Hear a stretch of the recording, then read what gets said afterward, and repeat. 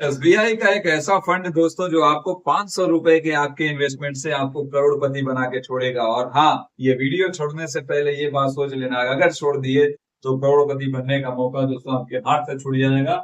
अगर आप महीने का 500 रुपया दोस्तों अगर एसबीआई के इस फंड में डालते हो तो आपको एक मोटी रकम मिलेगी दोस्तों, जिसकी आप कल्पना भी नहीं कर सकते। हाँ, वो कल्पना के याद मत करने लगना दोस्तों, वीडियो पे ध्यान दो। अगर मैं बता दूं दोस्तों, ये जो फंड है इस फंड का नाम है एसबीआई का एसबीआई ब्लू चिप फंड, जो कि 500 रुपए से इसके अंदर आप इन्वेस्टमेंट कर सकते हो। यानी महीने का अगर 20,000 रुपया भी कमाते हो तो 500 रुपए से मंथली एसआईपी शुरू कर सकते हो इसकी। और ये फंड आपको कैसे इतनी बड़ी पूंजी देगा दोस्तों, देखो औलाद काम आए ना आए, लेकिन अगर सही समय पे किया गया आपका इन्वेस्टमेंट 500 रुपए का भी आपको दोस्तों करोड़पति बना सकता है। और उस वक्त जब पैसे की आपको खास जरूरत होगी तो किसी का दरवाजा खटखटाना नहीं होगा, बस दोस्तों अपने अकाउंट की तरफ देखोगे तो आपका खुद ही काम हो जाएगा।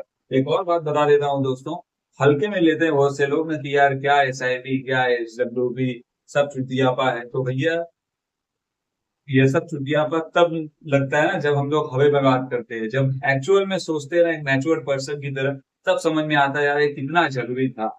तो और अगर जो किए रहते हैं तो वो बाद में पछताते नहीं, जो नहीं करते बोलते हैं मेरा 10 साल निकल गया, उसके पास तो इतना पैसा आ गया और मेरे तो अभी तक कोई सेविंग ही नहीं की। देखो अंधेरे में पैसा लगाते रहोगे कुछ नहीं मिलेगा। इस फंड के अंदर दोस्तों 15% के ऊपर का रिटर्न मिलता है, इसका एनुअलाइज रिटर्न, सालाना जो रिटर्न है इसका 15% का रिकॉर्ड है। मिनिमम एसआईपी आप 500 रुपए से शुरू कर सकते हो। लमसम इन्वेस्टमेंट आपका 5,000 का होता है। कई बार देखे रहोगे ना एफडी लोग करते हैं, चल भाई एफडी कर देते बैंक में, तो एफडी कर तो देते हैं लेकिन मिलता क्या है एकदम बुरा। क्यों? क्योंकि भैया ऐसा नहीं बोलता एफडी मत करो, करो, लेकिन एफडी के साथ साथ दोस्तों वहां पे 6% इंटरेस्ट मिलता है। थोड़े बहुत पैसे अपने लमसम अमाउंट इसमें भी डालो ताकि रिटर्न 15% के ऊपर मिलता है। तो एक अमाउंट जो है वो आपको तगड़ा रिटर्न देता है। थोड़ा रिस्क फैक्टर तो रहता ही है, suitable for long term investment. और एसआईपी करने से ज्यादातर लोग इसीलिए डरते हैं, अरे यार मंथली भरना पड़ेगा ईएमआई की तरह। ऐसा नहीं है भाई, ईएमआई बाउंस होगा ना तो बैंक चार्जेस लगा देती है, लेकिन एसआईपी का ऐसा कुछ नहीं है। एसआईपी शुरू करो, जब दिल करे बंद कर देना, जब चाहिए पैसा विड्रॉ हो जाता है, जब चाहिए इन्वेस्टमेंट। कभी कभी मंथली स्किप भी करना है ना, ये महीने में पैसा नहीं है तो इंस्टॉलमेंट स्किप कर दो, नेक्स्ट मंथ में भरो।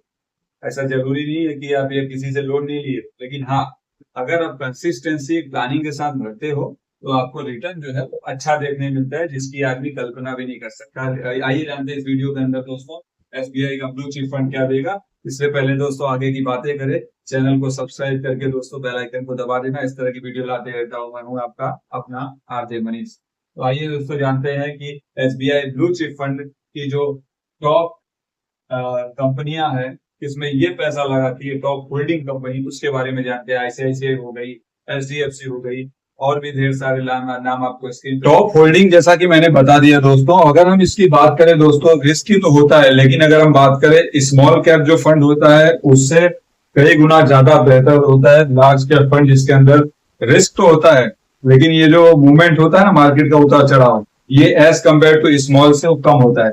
तो अब जानने ना जरूरी है दोस्तों कि मान लो चलो एग्जांपल जो मैंने आपको बताया कैसे आप 500 रुपए से करोड़पति तक जा सकते हो, करोड़ों का फंड बना सकते हो। तो मान लो हम लोग उसको इसके इन्वेस्टमेंट वैल्यू की बात करते हैं। मान लो अगर 500 रुपया मंथली इन्वेस्ट आप कर रहे हो दोस्तों, और टेन्योर अगर आपने 20 साल का रखा तो आपका टोटल इन्वेस्टमेंट दोस्तों वैल्यू 1,20,000 हो जाएगा। यानी आपने 20 साल में 500 के हिसाब से 1,20,000 रुपया ही जमा किया है, लेकिन आपको मिलेगा कितना एस्टिमेटेड रिटर्न? 6,37,000 रुपया। यानी टोटल ये आपका टोटल अमाउंट हो जाएगा जो आपके हाथ में आएगा 20 साल बाद 7,57,977 रुपया। अभी भी आप लोग बोल रहे होंगे ये तो करोड़ों नहीं बन पाए हैं, लेकिन इसी वीडियो के अंदर दोस्तों बताऊंगा आपको। अब कैलकुलेशन हम समझते हैं, यही टेन्योर और यही कैलकुलेशन दोस्तों हम देखते हैं 30 साल का। अगर आप इन्वेस्टमेंट कर रहे हो 500 रुपया मंथली, टेन्योर 30 साल के लिए अगर अपने पैसे को छोड़ रहे हो तो टोटल इन्वेस्टमेंट 1,80,000 होगी। यानी दोस्तों 10 साल में आपने भरा कितना? सिर्फ 60,000 रुपया ज्यादा। उस वक्त आप भरे थे 20 साल में 1,20,000 रुपया, और इस वक्त आपका 10 साल बाद हो जाएगा 1,80,000 रुपया, यानी इससे 60,000 बढ़ा। लेकिन एस्टिमेटेड रिटर्न देखो 35,24,910 रुपया मिलेगा दोस्तों। 30 साल अगर 500 रुपया आप भरते रहे, 20 करते रहे, आपको यही रिटर्न मिलता रहा, तो फाइनल वैल्यू जो आपकी होगी 35 लाख रुपया। 24,910। यानी दोस्तों आप फर्क देख सकते हो कि 20 साल में कितना मिला था और 20 साल के बाद जब 10 साल का खाली टेन्योर बढ़ा तो आपको अमाउंट कितना मिला, 7 लाख की वैल्यू 35 लाख तक पहुंच गई है दोस्तों। अब आपको एक और वही बताऊंगा लास्ट में, जो आप इंतजार करके बैठे हो भाई वो करोड़ों वाली स्कीम कहाँ गई, तो आपके दिमाग चकरा जाएगा दोस्तों। इसका कंपाउंडिंग SIP कर रहे हो, अब 500 रुपया करना कोई बड़ी बात नहीं है दोस्तों। और एक बात ये देख लो, अभी 35 साल के लिए अगर वही टेन्योर आप कर रहे हो, 30 साल से अगर आपने 5 साल और बढ़ा दिया अपना इन्वेस्टमेंट, तो 35 साल में आपकी टोटल इन्वेस्टमेंट वैल्यू सिर्फ 2,10,000 रुपया आप भरे रहोगे 500 के हिसाब से। लेकिन एस्टिमेटेड रिटर्न देखोगे तो 72 लाख दोस्तों। यानी जो 35 लाख अमाउंट था दोस्तों वो अब 72 लाख हो चुका है और आपको टोटल अमाउंट मिलेगा 74,30,322 रुपया। फाइनल वैल्यू होगी आपकी 35 साल। और जिसका इंतजार था दोस्तों वो ये स्लाइड रही आपकी आपके सामने। अगर आप वही पैसा 2 साल और बढ़ा दोगे, यानी 35 से सिर्फ 37 साल, 2 साल और बढ़ा दोगे आपका टेन्योर, तो टोटल इन्वेस्टमेंट वैल्यू आपकी 2,22,000 रुपया ही होगी 500 के हिसाब से। लेकिन ये आंकड़ा चौंका देने वाला है। एस्टिमेटेड रिटर्न 98 लाख रुपीज और टोटल फाइनल वैल्यू की बात करेंगे 1,25,320 रुपया हो जाएगा दोस्तों। तो इस तरह से दोस्तों SIP मैं मानता हूँ कि 37 साल बोलोगे बहुत ज्यादा है, तो यार ज्यादा तो है ही है, लेकिन अमाउंट भी तो ज्यादा है।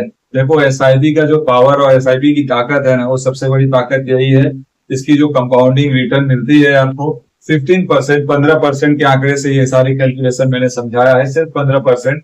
और देखो 3 फंड होता है, एक तो होता है इंडेक्स फंड, दूसरा large index fund, small medium और उसके बाद स्मॉल इंडेक्स फंड। ये आपको लार्ज वाला बताया जिसके अंदर रिस्क जो है, रिस्क तो है ही है, लेकिन as compare to mid cap fund और स्मॉल कैप फंड से कम रिस्क है, इसमें ज्यादा उतार चढ़ाव देखने नहीं मिलते। लेकिन बाकी के जो स्मॉल और अपना मिड कैप फंड है इसके अंदर आपको उतार चढ़ाव काफी देखने मिलते हैं दोस्तों। रिस्क तो है ही है, बिना रिस्क के कोई काम नहीं होता दोस्तों।